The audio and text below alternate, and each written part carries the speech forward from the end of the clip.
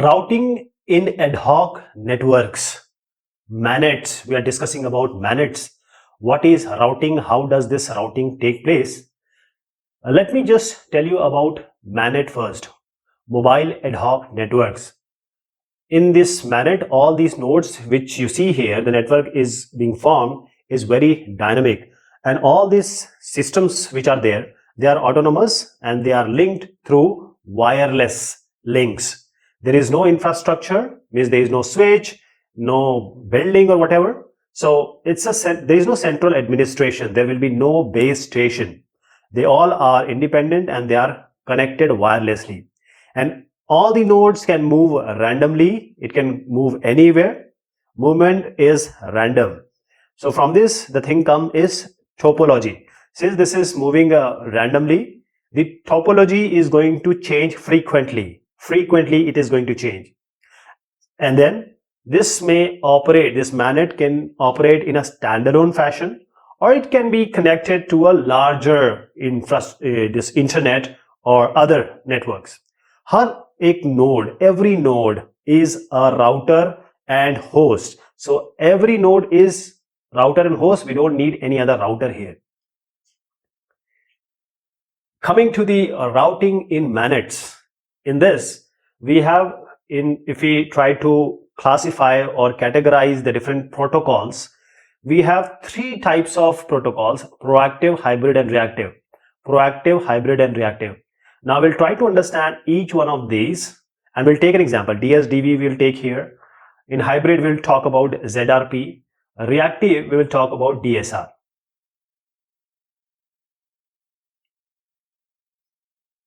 Mobile node operate as routers. Every mobile node will by itself a router. There will be no other routers there. And routing word has come from root. So whatever we are discussing is about root.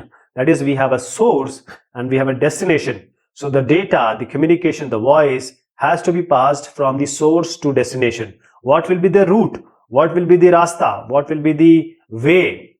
Whichever way the protocol will decide which way is going to be taken. So we have proactive protocol first of all. Now what can happen? Proactive protocol. What does protocol means? The set of rules, guidelines which are agreed upon two parties so that they communicate accordingly based on those routes and those sets and guidelines. So if there is a rain and yet you take an umbrella well before, you are knowing that it's going to rain. This is called proactive.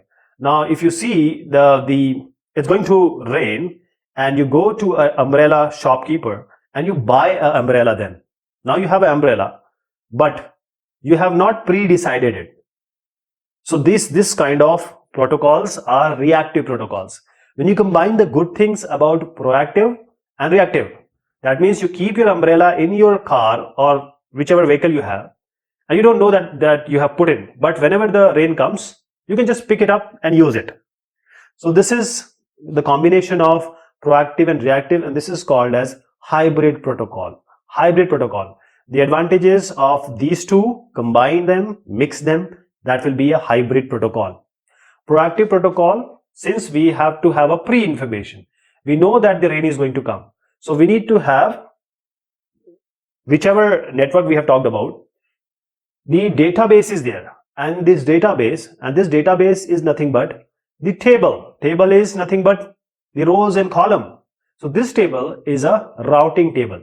Now A knows how to go to D. A knows what are the different parameters of the network. So all this information, the route information of host pair are known. And since we know the route, we know the information, the shortest path protocols may be applied here.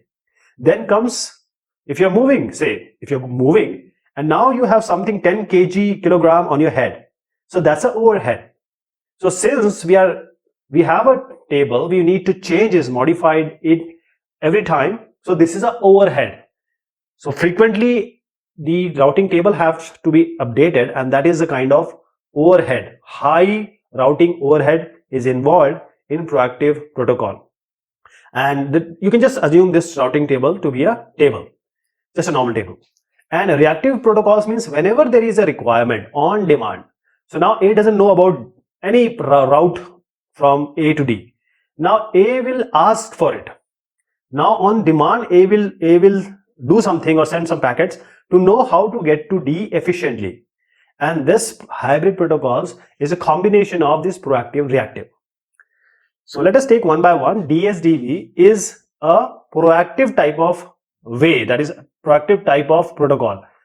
This is adapted from routing information protocol. We have already seen about RIP in our discussion about communication. So this routing information protocol, there is one more new attribute which has been added, which is a sequence number. So if you want to go from Delhi to say Nagpur, Delhi to Dehradun, you know the information. And there is one more thing is there, sequence number. There is an additional attribute, a variable you can say is there. Every node is having a routing table, that is which is the next hop, which is the next node. Also it has the cost, all the parameters like the time, the efficiency, the losses, all these cost metric is there with the source to know that how to go to the destination and what cost it is going to incur. And the sequence number that is created by destination itself, that is it knows, everyone knows how to go here and there. And every node periodically, monotonically, it advertises itself and it increases the even sequence number. Please understand, even sequence number. If there is an odd sequence number, that represents a path is not there, a path is broken. So if D is not connected, so say B and D, this is not connected, then we say it's a broken path. That's for odd sequence number. So A, B, C are connected, B and D are not connected. So A and B will have even sequence number and B will have odd for D, right? And routing tables are updated always, all time, periodically, transmitted periodically. The updates are there, the information is being updated and they are being transmitted through broadcast. Means every node is going to send the information to every node which is nearby it. Every single node, that is, it is doing periodically. Routing table updates are transmitted periodically and in a way, broadcast way. Means every node sending it to everyone. Broadcast way is applied here, right? So it's basically a routing table we have, it's updated and it's being sent. Dynamic source routing, DSR, and this is a reactive routing protocol. This is a type of reactive routing protocols. Reactive means whenever there is not a demand, nothing is going to happen. Whenever there is a demand, then the route discovery will happen. So there are two things, route discovery and route maintenance. In route maintenance, only the route error, broken path will be broadcasted or being exchanged. But in route discovery, there are two things. First is route request. That is, if source has to send something to the destination, then it will find out the path, broadcasting to everyone. Finally, when the destination is arrived, now this destination is going to send the request. This is route or request or route reply. So route reply will be sent by the destination to the source and route request will be done by the source for the tried destination. Route maintenance, as I said, if there is a broken link, then there will be node will know each other. They will send that, okay, this part or this path is broken. This is broken link for route maintenance. But we will concentrate on route discovery. This is a on demand protocol. Means there is no table, there is no information a priori. Only whenever there is a requirement, whenever there is a situation, then only things will start. People or the node will start the way of finding the destination or sending the information to destination. Source node will initiate route discovery. As I said, route request, source node will flood the route request in the network. And then the broadcast method broadcasting to everyone to send route request. The sequence number is used to identify the request to avoid looping. I'll tell you the way. So, every time because it is broadcasting, so everything will be looping. The packet will come again and again. So that is why. Now, as I said, route reply will be there. The indenter, that is the source who has started, will get a route reply from the destination. And this root reply, which is, it's like a acknowledgement that this is the path you must use so that you can connect me or you can send the data. The receiver uses the reverse path order which is being there in root reply to send the required data. Source use the received path to send data. So now it knows the path because root reply and root request has been done, root reply is also done. So now this is the root which is now with the source. Now it has known now it has made a table. Now it has a table, routing table. Root, this may be saved in the cache so that it may be used for further use. Information can be kept so that whenever I want to send something to the destination, I don't want to discover it again. So DSR, how does it work? Every node has some information. Means there will be a unique ID, there will be a path in routing information will be there, path, different hops will be there. Then it will have the source and then it will have a destination. That is, if I make a simple information table or packet which is to be sent, is first thing, this S node will have a unique ID. Say it is 1. Let us assume it is 1. Now, unique ID can be E can have 10, G can have 20. And the second thing will be, there will be nothing because it will start sending. And we have to go up to D. We know S is source and D is the destination. Now, D is going to be the destination. What will happen? S will broadcast. It will send it to E, it will send it to C, it will send it to B. Now, it will send it to, because they are the nearest and they have links. S has only links to B, C, and E. What E will have? Now, E will have the unique ID of this packet. This is 1, that same packet. And E knows this data has come from, or this packet has come from S. So S will be there. Then the source, then we have, and E also knows what is the source and destination. And from here, E will know that I am not the destination. From here, E will know that I am not the destination. So E will do the same thing. C and B will also do the same thing. They don't have any option. There is no D now. So E, B and C, they are going to send it again to everyone around, broadcast. So E is going to send it to S, C, F. F and C, they have received it for the first time, but S knows that this is my packet. I am the only source. So it's going to, because it will just discard that packet because S knows the same packet has been given to me, which is my initiation. So now this S, when S will go, it will be discarded. When C and F will get from E, now C and F will do what? They will see that we are not the destination. B also sees I am not the destination. When the B has given it to A and H, B will send it to others also. B will send it to S, A and H. Now B will, as it sends to say S will say, this is the same thing you are sending me, it will discard it. Now A, it will come, A say, I don't have any link. H will come, say, okay, I don't have any link which is connecting to D. I have no D there, so it will just discard. But every time it is going to discard this broadcast.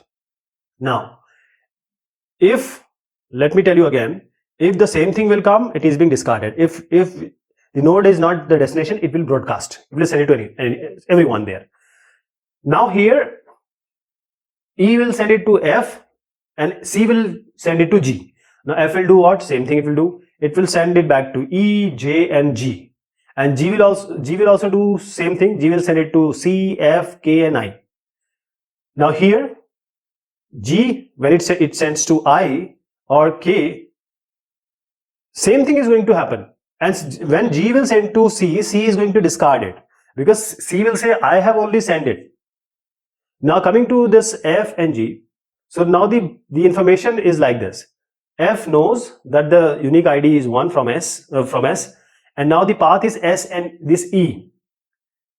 The path is from S, E. It knows it has started from S, then E, and then we have S and D. This is what F has the information. Destination has not come. Now this will again go to J and K.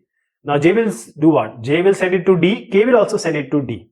Now J and K will also send it back to G also. J will also send it back to F.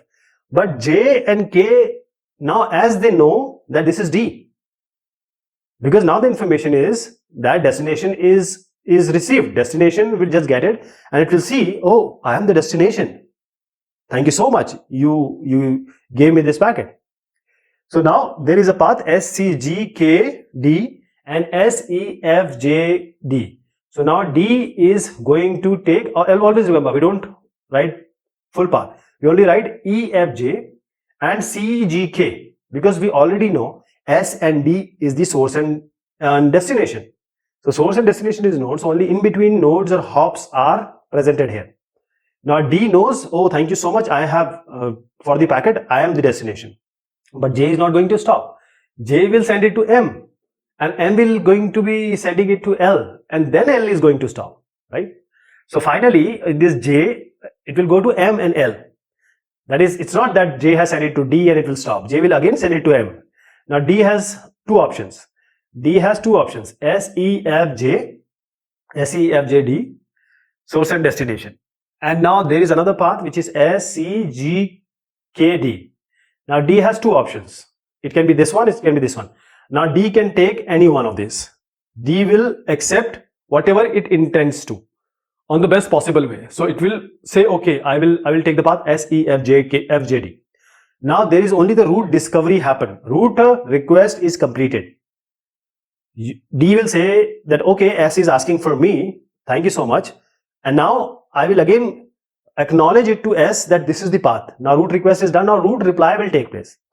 So D will send a route reply, sending it to S, telling S that this is the path you must follow if you want to send me something, if you want to send me some data or information. So this is the path, D is going to send it to S. Now S knows. So whenever S is now going to connect to D, it will never take S, C, G, K, D path. Because D has told S that E, F, J is the path you must adopt.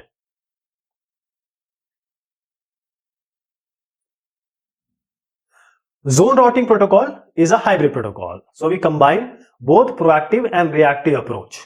Both things we combine. And the good things about these two are taken. Now we have different zones. And these zones will not have any overlapping, not like this. One zone and two zones, they will be separate. They will not have any overlapping. And Z1 and Z2, these different zones may have different protocols. They will use different protocols they may use. So whichever is inside the zone, all the protocols are being used here. This is called intrazone, inside a zone. And what is going in between Z1 and Z2? That is interzone. That is interzone. And reactive protocols are used here.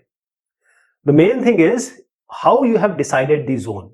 I'll give you an example. This is a zone. Now it would have been zone radius 1. So if we start from here, whichever it is connected, that is one hop. So all these are directly connected to this S. So this is Z, the zone radius 1. So only this will be the zone. When we take zone radius as 2, then we will take two hops.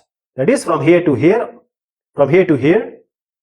All these two hops, all these nodes from S, which are at a distance of two hops. So this is the first hop where Z equals 1. And this reds will be included for Z equals 2. So the internal nodes are blue one and the outer one, which are one hop are internal nodes and red ones are two hops and these are called peripheral nodes. These are called peripheral nodes.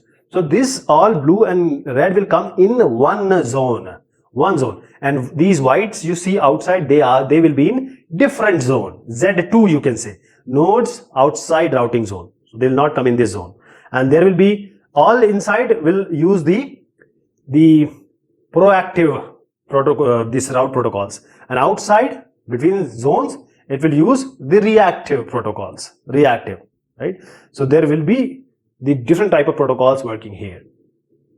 This is all about this topic. Thank you so much. Take care of yourself.